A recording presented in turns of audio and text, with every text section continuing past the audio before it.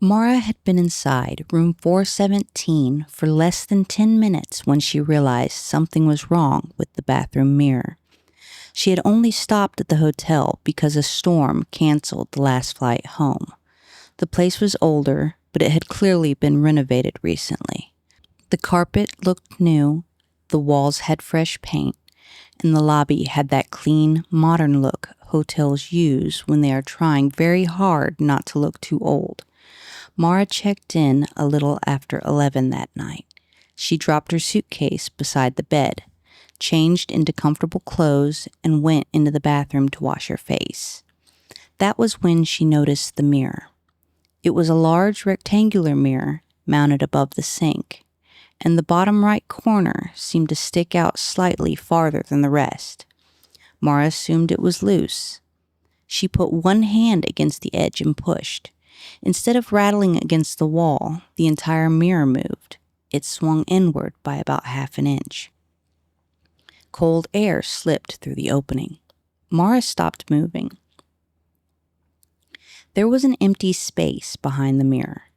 Before she could decide whether to look inside, she heard a man's voice coming from somewhere behind the wall. The man spoke quietly. Mara immediately pulled her hand away from the mirror.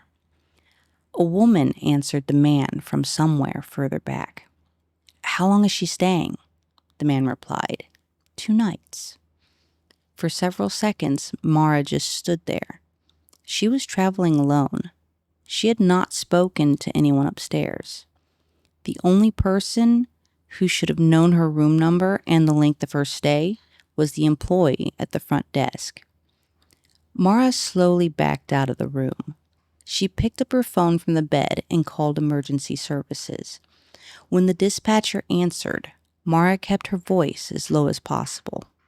She explained that she was staying in a hotel and that she had just heard 2 people speaking from inside the wall behind her bathroom mirror. The dispatcher asked Mara whether she could safely leave the room.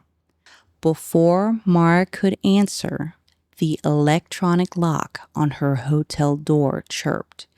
Someone had just used a key card from the hallway. Mara turned towards the door. Thankfully, she had already closed the metal safety latch. The door opened a few inches and stopped against it. A man's voice came through the gap. "Maintenance!"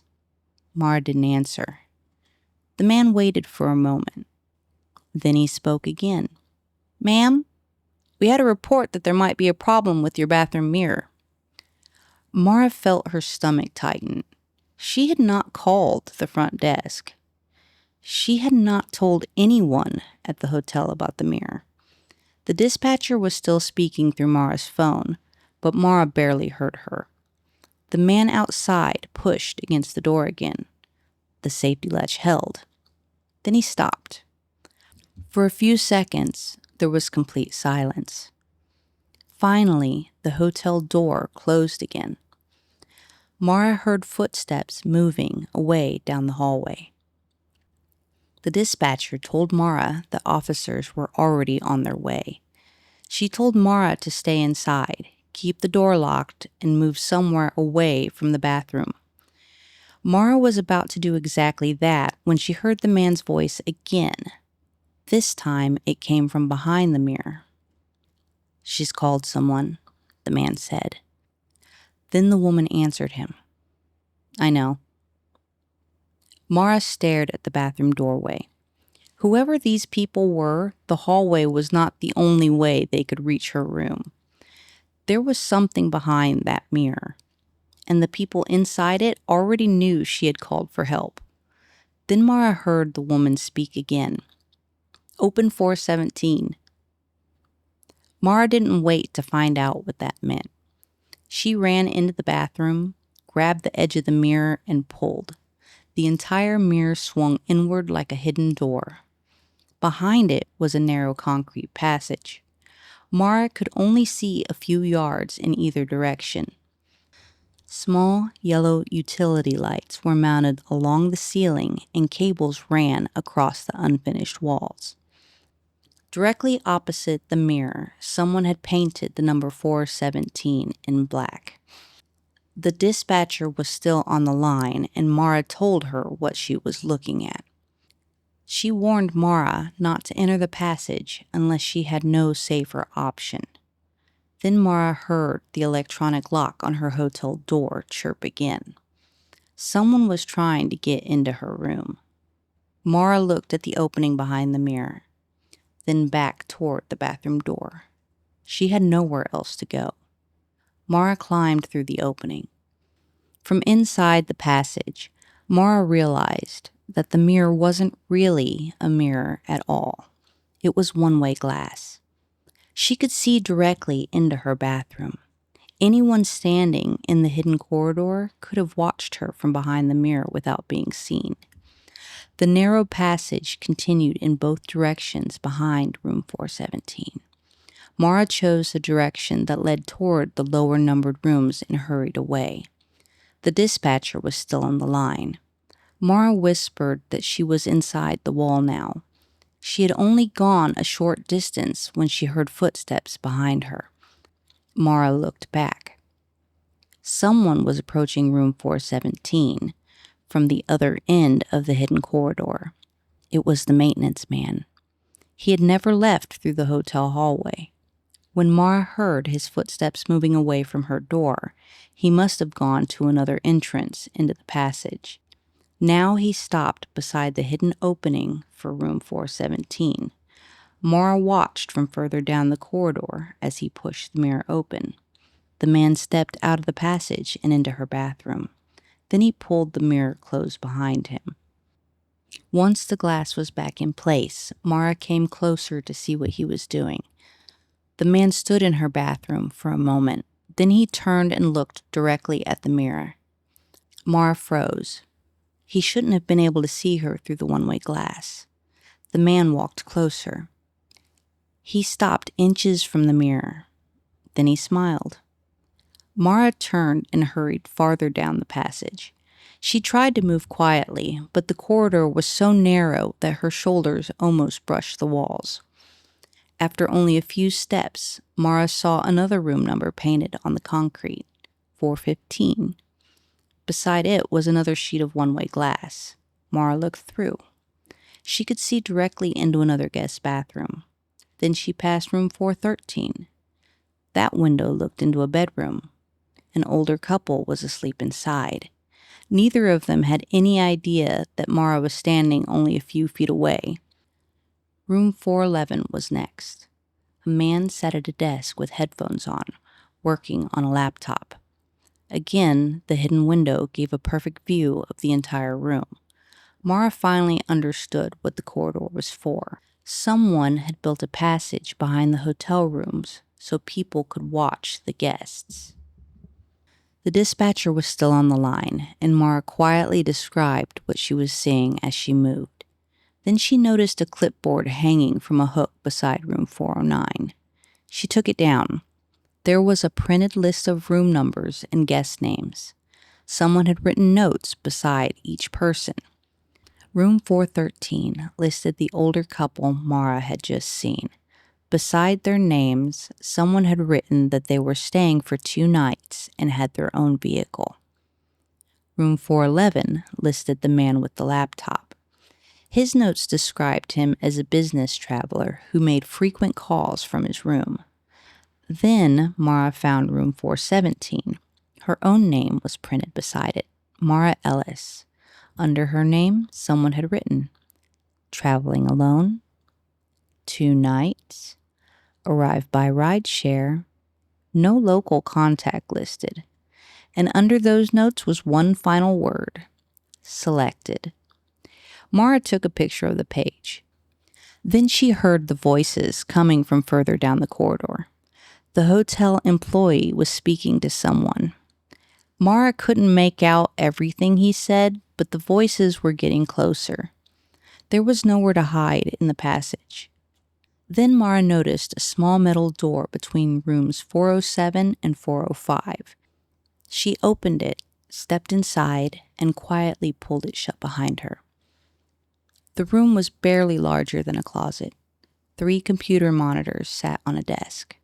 At first, Mara thought they showed ordinary hotel security cameras. Then she realized what she was looking at. Every screen showed the inside of a guest room. One feed showed room 413, where the older couple was still asleep. Another showed room 411. Then Mara saw room 417. The hotel employee was standing beside Mara's bed. He had gone from the bathroom into the bedroom and opened her suitcase. Now he was going through her belongings. Mara raised her phone and recorded the monitors. Then she noticed another camera feed in the corner of the screen. That camera wasn't showing a guest room. It was showing the hidden monitor room. Mara could see herself standing in front of the monitors. A red square appeared around her face. Mara whispered, "Oh no." A speaker mounted above the desk clicked on. Then the woman's voice filled the room. "Mara?" Mara stepped backward. The woman spoke again. "Stay where you are." Mara grabbed the door handle. The woman continued in the same calm voice. "There is nowhere for you to go." Mara opened the door and ran. The moment she stepped back into the passage, the utility lights behind her started shutting off. One light went dark, then the next, then another. The darkness was moving towards her. Mara ran past room 407, then 405, then 403. Behind her, someone was running through the passage. A second set of footsteps started ahead of her. Someone else was coming from the opposite direction. Mara stopped. She was trapped between them. Then she saw a metal fire door built into the wall beside her. A sign above it said "Fire Access." Mara grabbed the handle. It was locked. The footsteps behind her grew louder. Mara looked around desperately. Beside the fire door was a red fire alarm station. She pulled it. The alarm exploded through the building. Sirens echoed through the hidden passage, and red emergency lights began flashing. Then Mara heard a heavy mechanical click from inside the fire door. She grabbed the handle again. This time the door opened. Mara stumbled into the public stairwell. Guests were already leaving their rooms because of the alarm. Some were barefoot. Some were still half asleep. A few were asking each other whether there was a fire. Mara pushed through the crowd and yelled for everyone to stay out of their rooms. A man on the stairs asked her what was happening. Mara pointed towards the hallway. "There are people inside the walls," she said. "There are cameras behind the mirrors. They've been watching the rooms." Several people stared at her. Then Mara saw the hotel employee. He had stepped into the 4th floor hallway. The moment he saw Mara standing with the other guests, he stopped. Mara pointed directly at him. "That's him!" she shouted. The man turned and ran. Police arrived a few minutes later. Mara showed them the video on her phone. She showed them the photograph of the clipboard. Then she showed them how the mirror in room 417 opened. Once the officers knew where to look, they found the rest quickly.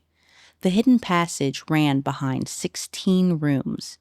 Every one of those rooms had at least one viewing window. Police also found cameras hidden inside vents, smoke detectors, and television housings. The monitoring computers contained hundreds of recordings. There were also files on the hotel guests. Names, addresses, traveling schedules, notes from conversations people had with the front desk. The hotel was shut down that night. Mara never went back inside. She left her suitcase exactly where it was. Several weeks later, the police mailed her belongings back to her. For a while, Mara checked every hotel mirror she saw. Eventually, she stopped. She told herself the people responsible had been caught. She told herself there was nothing left to be afraid of. Almost 3 months later, an envelope appeared in Mara's mailbox. There was no return address, and inside was a single photograph. Mara recognized the room immediately. It was the hidden monitoring room. She was standing in front of the computer screens with her phone in her hand. The photograph had been taken from behind her. Mara stared at it for a long time. She remembered every camera feed she had seen that night. She remembered the red square appearing around her face. But she had never seen a camera behind her. Finally, Mara turned the photograph over. Someone had written one sentence on the back. "You missed one camera."